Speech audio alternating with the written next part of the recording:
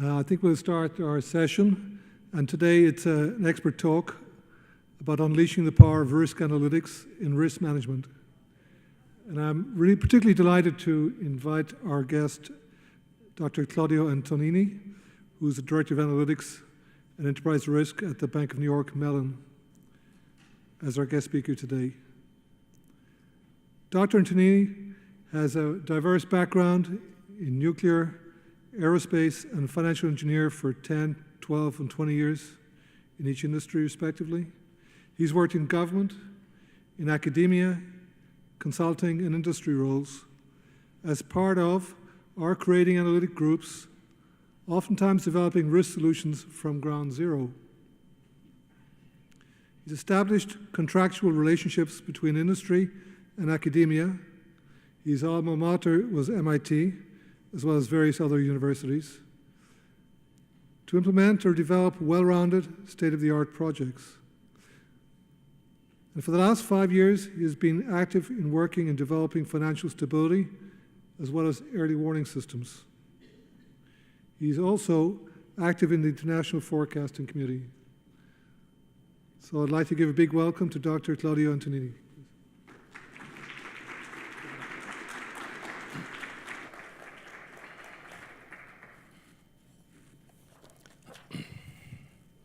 Thank you very much, MetricStream, for the invitation to address this audience and for your introduction.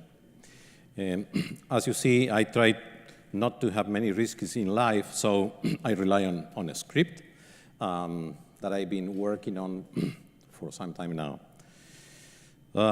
Regarding references and examples, I'll follow the spirit of the Chatham House rules on non-attribution, by which I can say what happened, but no further details like who said it, or when, or where.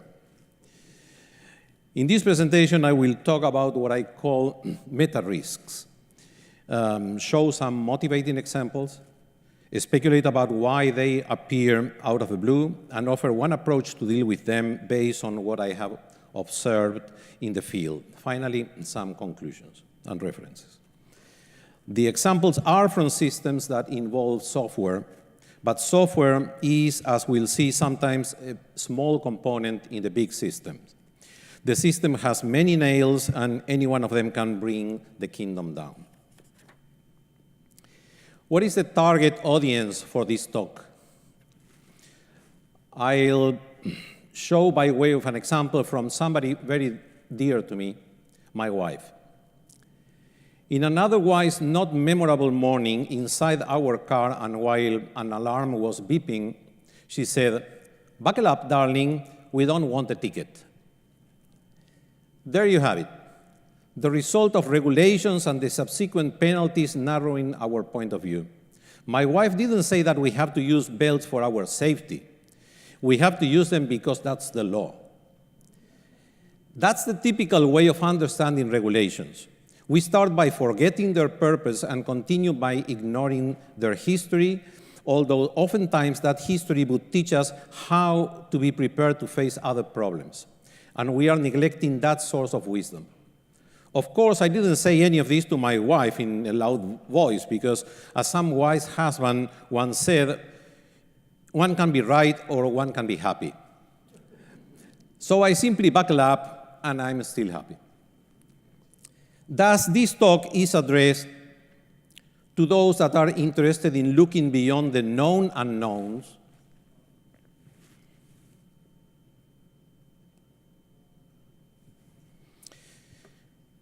and want to understand what creates risks. After all, regulations are lessons from ghosts of the past, but may say very little about the ghosts of the future.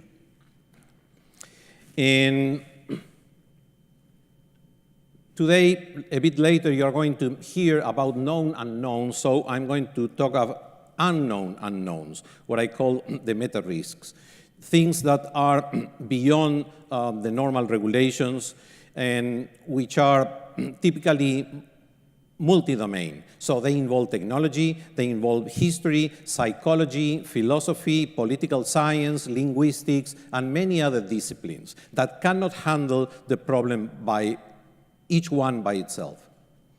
So they are all partial solutions, and they can be prevented by regulation, but sometimes some people recommend the complete abolition of the risk. That's typically Yale sociologist Charles Perrow, that in 1984 wrote his book, Normal Accidents. He called these out-of-the-blue problems normal accidents, because technology is now so complex that you cannot foresee what things are going to be wrong. And in his opinion, some of those problems should be abolished, or some of those technologies should be directly be abolished. That's different way of handling it than what I'm going to suggest. And those mega risks or meta risks affect the survival of the company, and in some cases, civilization.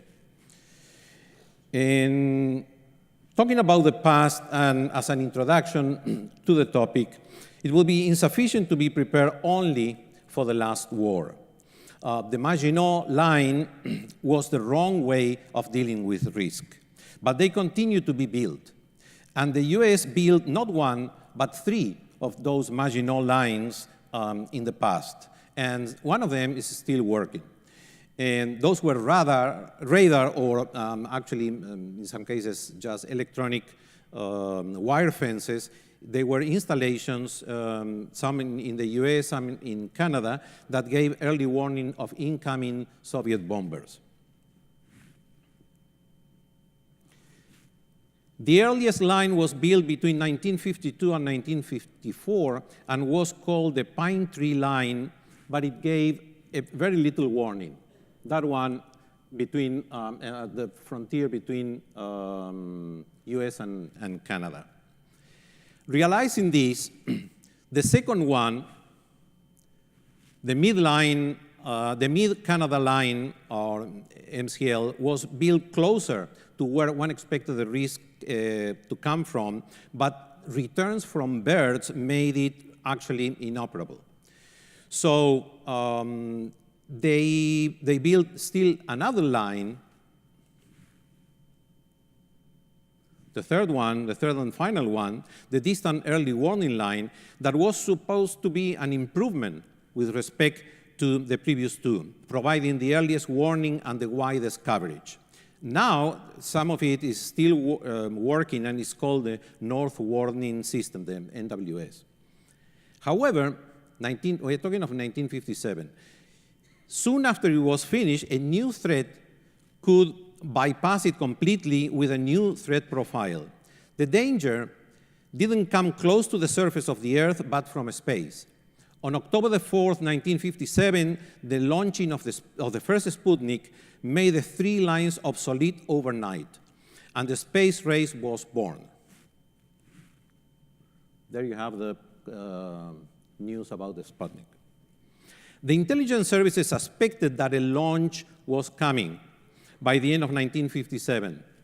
But the concern of those informed of this possibility was not a satellite circling the Earth, but the launch vehicle, the Vector, because it could eventually carry a nuclear weapon and become an ICBM.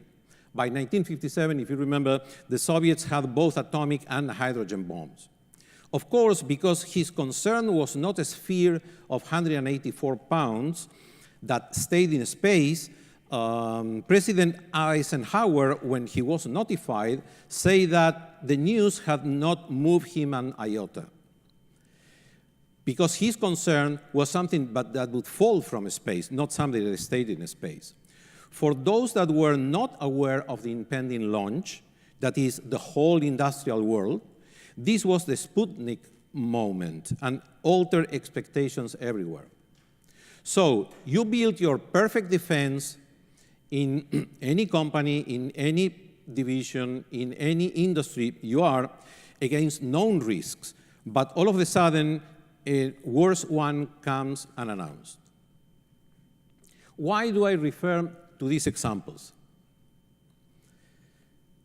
My background in relation to risk can be justified because I was in the military, where you learn to protect and destroy things with a purpose.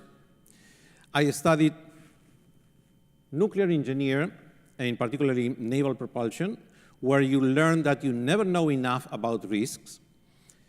I work in aerospace, where risks are seen as the price that one has to pay to go where no human has gone before. And I'm now in finance, where after that trope of transferring risks, everybody wants that somebody else pays the bill, and risk is continuously morphing. I also mentioned something about AI, which is similar to radiation in that threats are invisible, fast, and have unforeseen consequences, but different in that nuclear damages are limited in space, even allowing for wind, while on the contrary, AI risks are unbound, propagate like viruses, and developers may not don uniforms. And I'm not talking only of cybersecurity, but of normal applications that can behave unpredictably and were designed with the best intentions. In a way, regulations are like common law.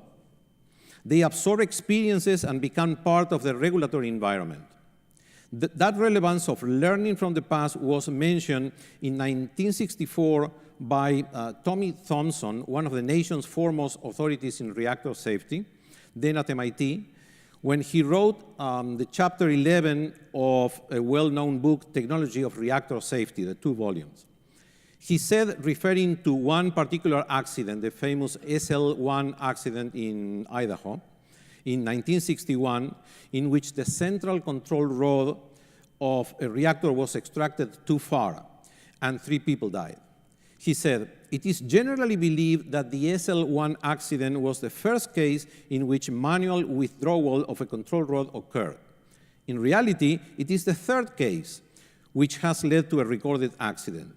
Yet, partly because no one has bothered to set down the lesson, a reactor designed several years after the first such accident carried the same flaw, and a serious accident resulted. So, can we learn from previous accidents? So I'll give examples of problems in the nuclear area, in aerospace, in finance, and AI. One of the scale of how much was unknown regarding nuclear technologies is actually staggering. Did you know, for example, that the first exposures of X-rays to X-rays for dental applications was in the order of 20 to 30 minutes? Many of the pioneers in nuclear research died of radiation damage, like Curie of aplastic anemia, Fermi at 53 years old of stomach cancer, Richard Feynman of 3 rare cancers, and just of beryllium, 19 cases at MIT, Los Alamos, University of Chicago, and Battelle Memorial Institute. Only after dropping the atomic bombs, it was realized that radiation damaged white cells, which meant that the immune system of people was unable to fight the simplest of diseases and would die of an infection after a mere cut. Before that time, burns by radiation and other effects were attributed to other reasons and were treated with creams. There was an actual Los Alamos study, and this is a bit scary. There was an actual Los Alamos study published in 1946 to determine if a fission reaction of a certain size could generate temperatures that could put the nitrogen in the whole atmosphere and potentially in the sea on fire, ending life as we know it at a planetary scale. Interestingly, a similar question, although in a more vague form, was asked in Germany to Werner Heisenberg, Nobel Prize in Physics, who did not answer if a chain reaction could be controlled because he didn't know. In more general terms, as told by Albert Speer in his book Inside the Third Reich, Hitler joke that scientists, in their unworldly urge to lay bare all the secrets under heaven, might someday set the globe on fire. And this report, LA 602 from 1946, deals exactly with that. There was a calculation to see if the whole, the nitrogen in the atmosphere would burn or not. This was handled, that idea was suggested by Teller, Edward Teller, communicated to Robert Oppenheimer, who called Arthur Compton, and Hans Bethe was also involved in that. Bethe and Compton, nuclear Nobelist in physics. Oppenheimer, the architect and project manager of the construction of the atomic bomb, said by Hans Bethe, he led the effort to build the atomic bomb as a way of saving Western civilization. This is the level of interest and compromise with destiny, if you want, that Oppenheimer was looking at. He was not going to make a profit. He was not doing it for academic reasons. He wanted to save Western civilization.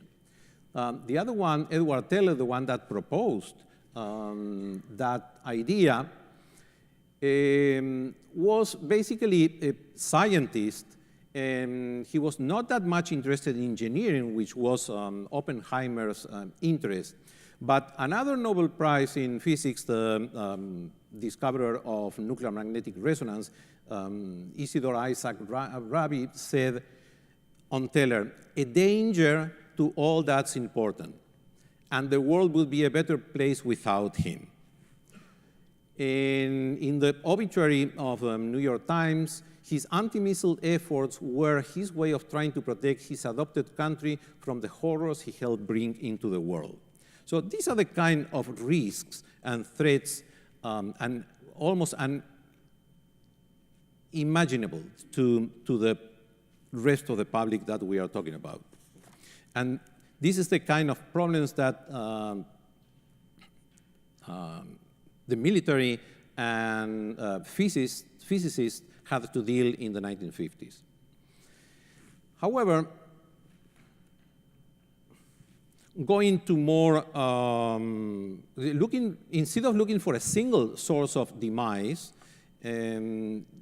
is not the typical way of working in most accidents. In this particular, the nuclear industry was pioneer in standardizing techniques for the analysis of accidents, taking lessons developed during the development of the Minuteman missile by the Air Force and applying it in the reactor safety study called the WASH 1400. The industry developed that, applied actually the idea of fault tree analysis to different types of accidents. And it was finished in 1976, years before 3 Mile Island happened. And the one that developed that study that involved another 50 people was Norman Rasmussen, then professor of reliability at MIT. And my first graduate course was on reliability. So 1 month after we start the courses, we know of 3 Mile Island, the accident at 3 Mile Island, and Rasmussen didn't come for a couple of classes because he was being interviewed, he was in television, reporters came to interview him. When he finally came back, he said, we were right. The accident happened because of a combination of a small thing, not because of a large accident or a large event. So the utility that brought 3 Mile Island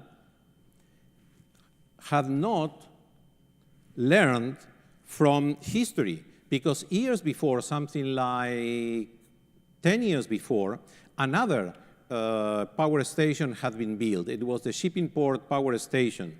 And that was built underground because there were many unknowns, and nobody knew exactly what could happen. But the safety of not only the installation, the safety of the public, and the safety or the reputation of the industry were at stake. So it was put underground. But after that, of course, it would be more costly for utilities to develop it, but it would have been very much secure.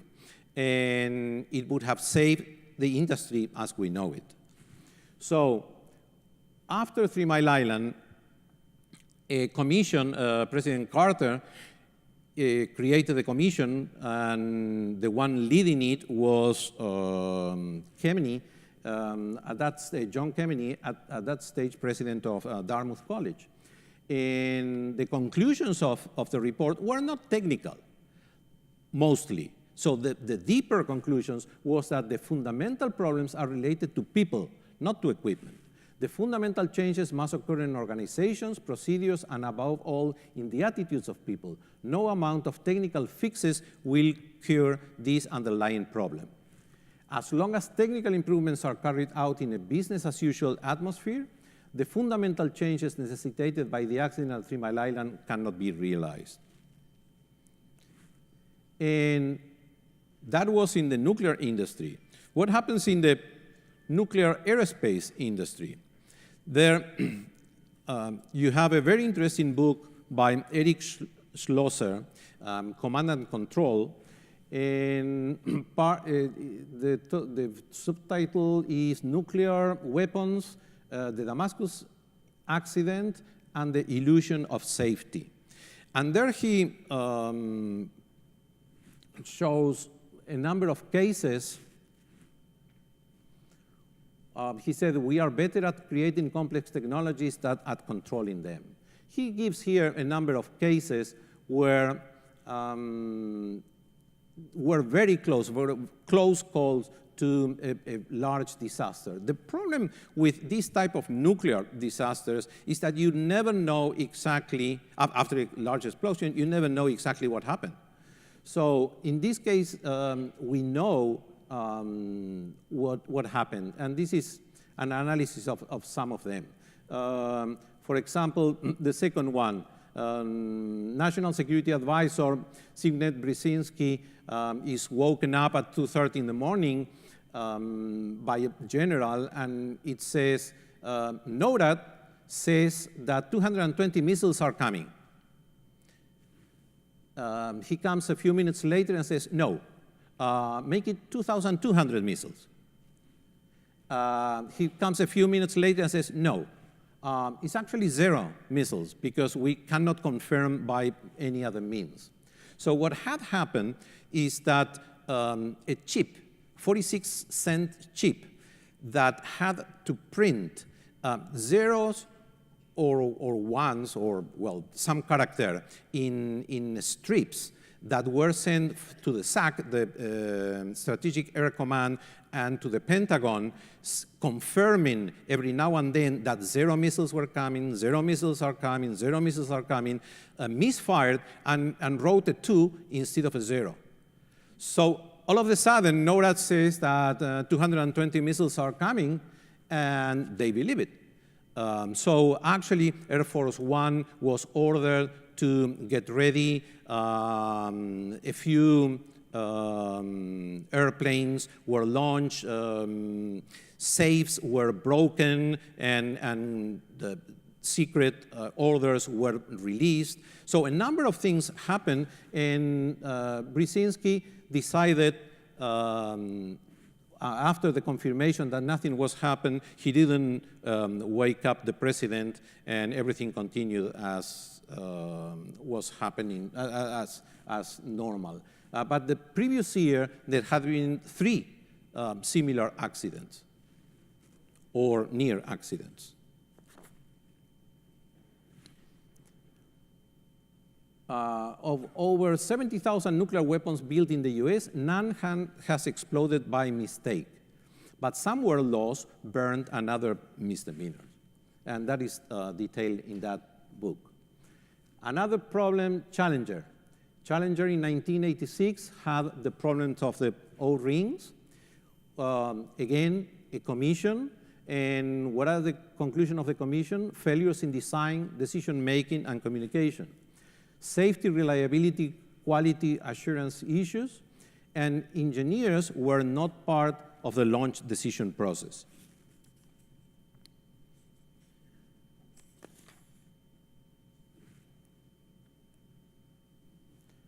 The Mars Climate Orbiter, 1999, a simple problem of units. NASA had units in Newton seconds and Lockheed Martin in pounds seconds. What happened there? Instead of following one trajectory, the aircraft followed another trajectory and was lost. Again, JPL says something went wrong in our system process in checks and balances. So obviously the problem was units, the technical problem, but the larger problem of governance and checks existed. The problem here was not the error, it was the failure of us to look at it end to end and find it. Recurring questions in the board's investigation included who's in charge? Let's go to finance. In finance, so I work in nuclear and aerospace, and when I moved into finance, I was completely surprised of the different way in which equations and models and concepts were handled and also tested. In physical sciences, you can test things, you can repeat them. You cannot do the same in finance and economics. So in the early 2000s, models of the economy did not include banks. Why? Because banks were assumed only to work to do maturity transformation. So you accept deposits in the short term and you give out loans in the long term. That's all, maturity transformation. But they were not creating friction. And after 2007, 2008, the models had to be upgraded. And there you have three gentlemen that are the heads of the Bank of England. The governor, chief economist, and member of the MPC, the Monetary Policy Committee. Their opinions are interesting. The governor, he predicted economic slowdown after the Brexit announcement. In reality, all the contrary happened. Consumer spending increased. Haldane, I find risk hard to understand. Blichich, we are probably not going to forecast the next financial crisis or forecast the next recession. Our models are just not that good. Improving models to reflect changes in the economy can prevent the occasional making of errors, not all of which are mistakes. That concept is a justification for a good workshop, just in itself. And I'm never confident of any forecast. So, does that give you confidence about the economy and how it is understood? So you might say, well, instead of working with fixed models, we can rely on simulation because that's always the one other way of trying to simulate reality. Well, this is a system in which I was personally involved, and not in designing it, but in detecting that something was amiss. And a trader in a certain institution was doing some simulations, was doing some pricing, and he noted that one particular price was a bit off. So to make a long story short, a story of 6 months, to compress it in a few seconds, the price of that instrument should have been around $275. It was a 50-year instrument, completely one-sided. Nobody else in the market had it for an unbelievably large amount. But everybody knew that the price should have been about $275. So you do a few simulations, and it is about 275, but all of a sudden, if you increase the number of simulations, it starts behaving erratically. So that was one of the patterns. That was another pattern. If you change the random seed, it would change. So if you put 209 instead of 31 as random seed, it would behave in that way. If you change to 211, it would behave in that way. So you actually selecting the number of paths and the random seed, you could virtually get any price that you wanted. The reason was that the model had fat tails, and one in the wild, one of those fat tails would be hit, and it would jump into a very large value in the orders of magnitude higher than the price. And there you have one. All the random seeds between 1,751 and almost 2,000, and one of those gives a very large price. So that was actually it could have been a regulatory problem, because it had not been validated sufficiently, even when it had been designed by and coded by about 5 to 10 people. It had been used by 5 to 10 years, and there were 30 to 50 traders and others using it globally. And nobody caught it. Why? Because it was thought that it was normal. They call it Monte Carlo noise. Oh, it's with a Monte Carlo noise. So let's do another simulation with another random seed, and that's it. AI.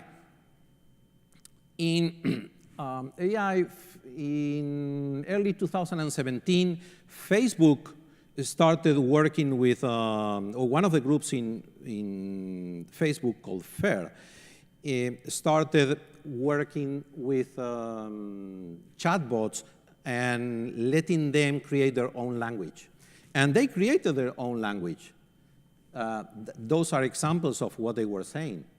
So it was incomprehensible, so in the end, they decided to cut it and continue with other business.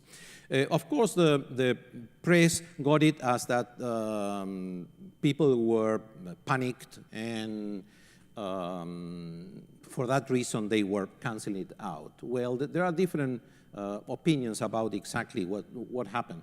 But the possibility of a certain of languages being created independently by computers, by programs, in particular neural networks, is real. And we might not understand the structures under which they are created. So that doesn't mean that one must not stop researching on them, but simply that one must be careful in how they are applied and the limits in which they are applied. So that reminds us of what? HAL 9000, the 2001 computer. So in AI, and this is from actual research, in AI, one sees now that programs, when you allow them to work independently, one computer against the other, or one program against the other, or neural network against itself, they develop negotiating skills. One of them was faking initial interest in a negotiation to create the illusion of sacrifice when giving up an item later. They create their own internal language, like Google Translate in 2016, and this is called interlingua. They have spontaneous, non-verbal communication strategies such as pointing, guiding, and pushing. The crucial point here is that that is an emergent, observed behavior, not designed or programmed. In one of the paragraphs in that paper, in Emergence of Grounded Compositional Language in Multi-Agent Populations, is that an agent possesses an understanding. Agent is a computer or a neural network. An agent possesses an understanding of language when it can use language to accomplish goals in its environment. So one is saying that neural networks understand when they have a goal and they can accomplish that goal. And if you remember in HAL 9000, it had a goal, which was the mission to get to one of Jupiter's moons. Perhaps the solution is quantum computing. But unfortunately, nobody knows how it actually works. Perhaps the solution is to have explainable artificial intelligence. There is a DARPA project created a couple of years ago. However, that explainable artificial intelligence is for code that is written by humans. Now, if we remember the previous slide, in the previous slide, the code or the program or the structure is written by the machine itself. And if they can have and hide their intentions, will it be willing to explain itself? Let's look at the reasons why some of these things may happen. And the reasons have been detailed in this book by Langdon Winner. He's a professor of political science at RPI at Rensselaer. And he says that techniques have a life of their own. They cannot be uninvented.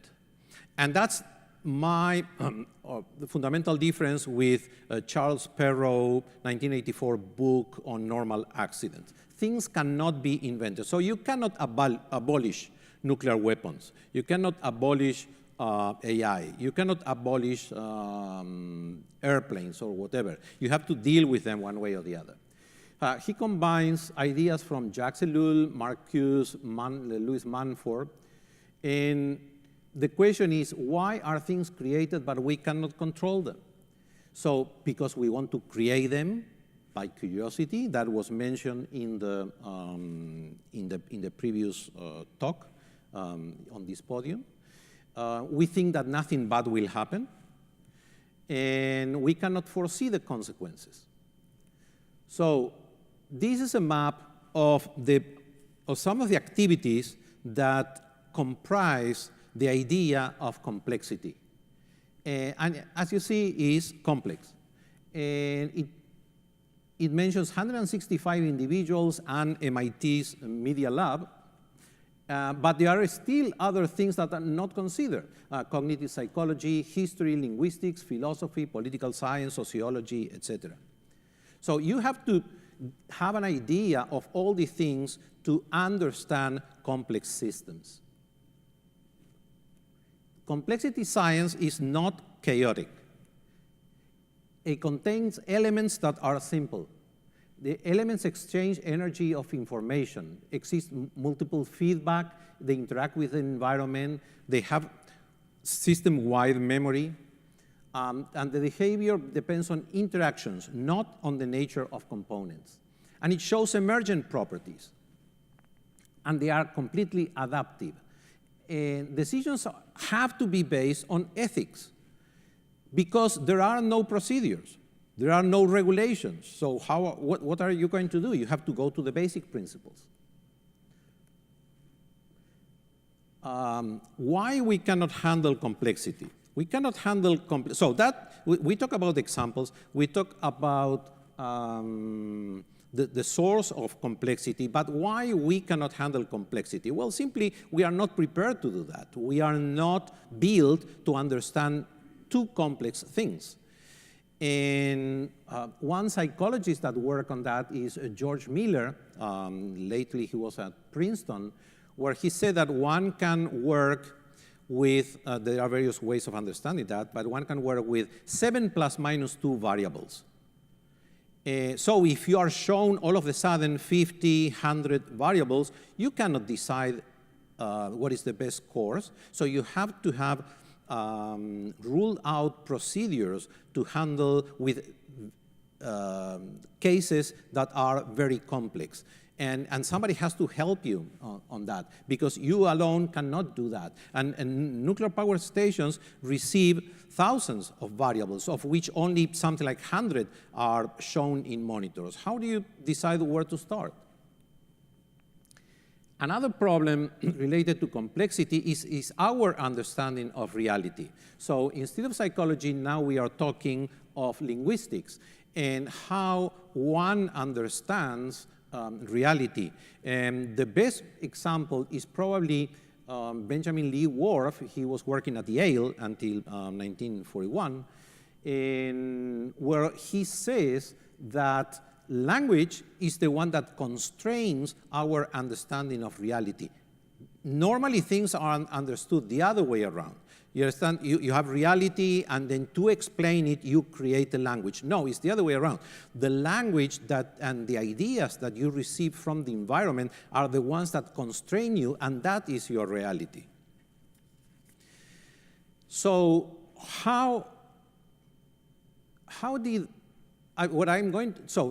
I show you what the problems are. So now I show you one particular solution. Now, that solution comes from the time of the Cold War, and at that time there were lots of problems coming from the military, from defense, from political science, so from scientific. So a number of things were happening, and one had to deal with them. So one place where it manifested is in the creation of different types of reactors for the military forces. And as soon as the Manhattan Project was finished, the three armed forces dedicated lots of time and budgets to develop solutions. And those solutions were in the Navy, in the Air Force, and in the Army. All of them designed something. The most successful of them was the Navy, that by 1982 had designed 121 submarines, 3 carriers, 3 other surface warships. It had helped the creation of the nuclear propulsion program in the UK, and had created the shipping power station, at that stage also working. So the Air Force flew one of these reactors 47 times in Texas and New Mexico in 55 and 57, and the Army built reactors in different parts of the world. Now, the most successful of them was the naval reactor program that was created by Admiral Rickover. And here we see some pictures of him, congratulated by presidents. He served under 8 presidents. And he was 63 years active in the Navy. And he was called father of the nuclear Navy, but he deferred that title to John Sullivan, Admiral John Sullivan. And he was an engineer and not a scientist.